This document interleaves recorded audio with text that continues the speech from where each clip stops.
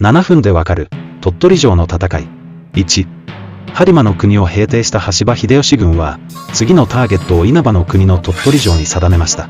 1580年5月、羽柴軍は稲葉の国へ侵攻。秀吉本隊は千代川上流に砦を築きます。羽柴秀長隊は桐山城と二上山城を攻略し、鳥取の港を占拠。宮部慶順隊は西の鹿野城を攻略します。